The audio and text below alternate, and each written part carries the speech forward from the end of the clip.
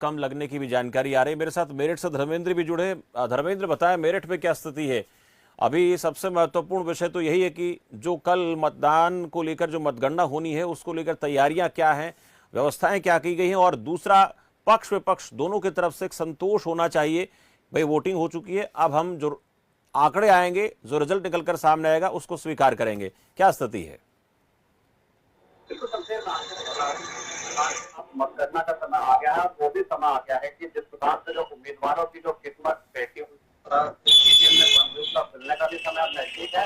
और सबसे बड़ी बात है कि सही कहा आपने कि जिस प्रकार से उम्मीदवारों के मन में ये रहता है किसी प्रकार की घोटाला ना हो, किसी प्रकार की कोई दिक्कत ना हो, कोई चीटिंग ना हो, किसी तरह से किसी भी प्रकार की कोई दिक्कत ना हो, उस चीज को लेकर मेरठ का जो जिला प्रशासन है, अगर बात करें आईजी रेंज की बात करें या कमिश्नर की बात करें या फिर कप्तान एसएसपी की बात करें, तो तमाम अधिकारी, जिला अधिकारी सहित वहां पर डेरा डाले हुए हैं। लगातार हर घंटे यानी कि दिन में कम से कम 3-4 बार वहां पर राउंड अप रहते हैं, वहां का जायजा लेते हैं कि किसी प्रकार की कोई दिक्कत ना हो। सुरक्षा व्यवस्था की अगर वहां की बात करें तो वहां पर बिना पुलिस प्रशासन, बिना अधिकारियों के वहां पर कोई परिंदा भी नहीं मार सकता है। लगातार जो निगरानी में वहां पर रखी गई है, वहां पर सुरक्षा व्यवस्था की काफी अच्छी स्थिति है। लगातार अधिकारी राउंड अप रहे हैं। और सबसे बड़ी बात यह है कि जिस प्रकार से यहाँ पर गठबंधन के प्रत्याशी सुनीता वर्मा है, उन्होंने पहले से ही जिस दिन से मतदान हुए थे और जहाँ वहां पर ईवीएम मशीन रखी गई थी मेरठ के विश्वविद्यालय में, वहीं पर डेरा डाले हुए बाहर कैनप लगाकर वो वहां पर बैठे हुए हैं। क्योंकि बाहर जिस प्रकार से स्क्रीन लगी हुई है, अंदर का जो हाल है वो बाहर देखा जाता है। सबसे बड़ी बात है कि अंदर कोई भी प्रवेश नहीं कर सकता है बिना अधिकारियों की इजाजत के। और सबसे बड़ी बात है कि अंदर अगर हलचल होती है, कुछ कोई भी अंदर प्रवेश कर सकता है, तो वो तुरंत सीसीटीवी कैमरे में बाहर उस पर निगरानी रखी जाती है। इस तरह से मेरठ में आगे इस प्रकार की कोई दिक्कत नहीं होगी, किसी प्रकार की कोई यहाँ पर बहुत दफा ऐसा भी आता है धर्मेंद्र की कई बार एक शिकायत आती है कि अचानक से लाइट चली जाती है, सीसीटीवी कैमरा बंद हो जाते हैं। इस प्रकार की भी कई बार आशंकाएं जाहिर की जाती हैं। तो क्या ऐसी आशंकाएं अभी तक मेरठ में दिख रही हैं या सब कुछ ठीक है, किसी प्रकार का कोई संदेह किसी को नजर नहीं आ रहा है?